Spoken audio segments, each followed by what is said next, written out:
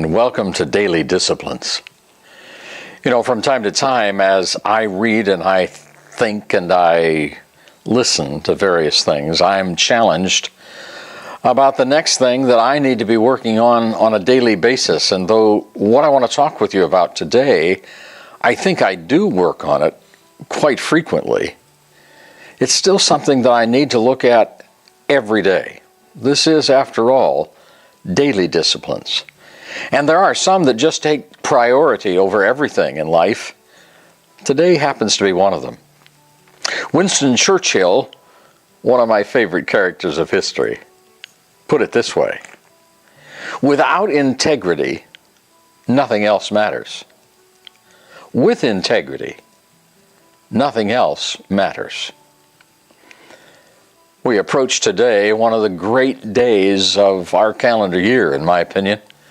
As we look forward to tomorrow and Christmas Day, it is the day before Christmas. And certainly it is a day when people began to think about all sorts of things in their life. And I just wanted to remind you today, as I've reminded myself, about integrity.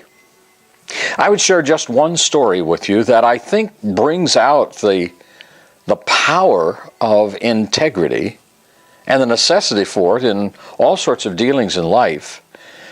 And I tell you the story not because of the amount of money that's involved here, but because of the nature of the truth of the story. A number of years ago, a successful businessman, was offered a certain amount of money for one of the companies that he owned, and he needed to sell it, and it was a fair offer, and so they agreed upon a figure of $54 million. Well, the attorneys then took the agreement and they began to write it up, and they took a lot longer, I guess, than maybe they should have. And finally, after 6 months, the deal was ready to be signed. As the attorneys came in to present to the businessmen with the papers, they said, you know, you really need to take a look at this again, because the company has really grown exponentially in these 6 months. In fact, the company is now worth over $250 million. We think, the attorneys said, that you ought to get more for the company. This businessman looked at them without hesitation and he said, no. I shook hands on an agreement for $54 million. That was the price. That is the price. Shortly after, the prospective buyer came and said, look, I realize, looking at the papers, that the business has exceeded the value that we agreed upon quite handsomely in these last 6 months, and I realize I really should pay you more money.